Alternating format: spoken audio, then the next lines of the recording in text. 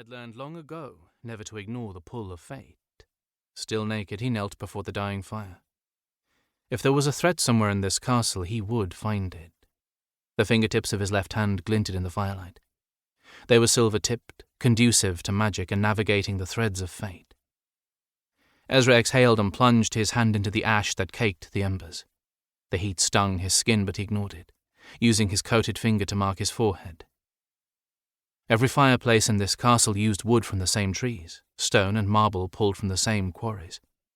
These threads linked each hearth to one another and were invisible to most, but not to Izra. They were veins of the same body.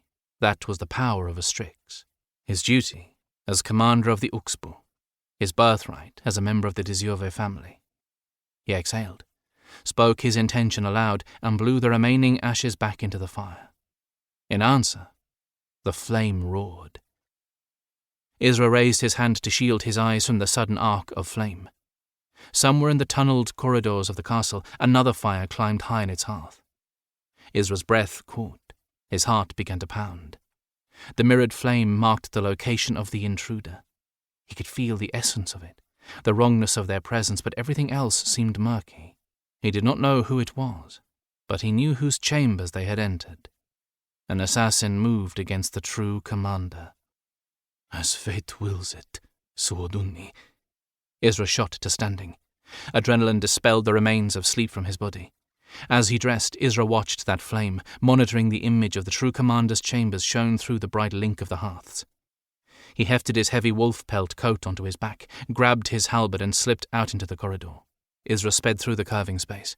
Torches burned in sconces and cast a dim light. He slowed only once, to pound on the door of his second, a gaunt, lean man named Q. They had known each other for over a decade now. Q had come from a large family of artisans before he rejected the caste in favor of serving in the army. He was eager, a hard worker and a good friend to Izra. Izra was surprised when the door opened quickly. "What the hell is it?" said Q in a hurried voice. He had not quite realized who had disturbed him. The man looked frazzled. His hair was a mess, his pale cheeks rosy and flushed. A pale leg disappeared as it slid hastily up the bed. Q somehow managed to flush further. Commander, I can explain." "I could not care less," Izra said, speaking truth. "Suodunni woke me. Someone is with the Emperor. Someone who shouldn't be." Q froze. "What?" But Izra had already turned away. He shouted, "Bring the guards with you!" No one was awake, and no guards ever patrolled this wing of the castle. Seals blocked it on all sides, and those magic locks could only be opened by the most trusted of the Uxbu, the God-filled, unless an emergency triggered them all to open. The locks were still intact. The hearth beckoned him down to the most protected part of the castle, and no alarm save his own god had alerted him. A pit as dark and dangerous as the Doskor night opened in his belly. He knew the truth. There had been no breach. Someone inside the castle was about to do the unthinkable. He sprinted down the stone spiral staircase that led deep into the castle's hearth. The instant his feet touched the marble floor of the lower level, he readied his halberd. It had a beautifully elaborate head, an axe blade shooting into a narrow spear. The multiple facets of Suodunni had been carved into the wooden shaft, and when the skin of his palm met the face of his god, he felt grounded and sturdy. With this he would drive out whichever treacherous soul threatened the true commander. This corridor shone with light. All shadows were banished. No one hid here.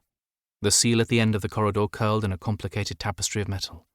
It would easily stump the uninitiated. Only the true commander's trusted few understood the magic that protected his doors. Izra leaned his halberd against a wall and raised both hands. As a Dziove, the magic powering the seal felt familiar to him, a companion he had been raised with. With his right hand he scooped his fingers beneath a taut magical thread. With the silver fingertips of his left hand, he urged the power to unwind. The lock resisted.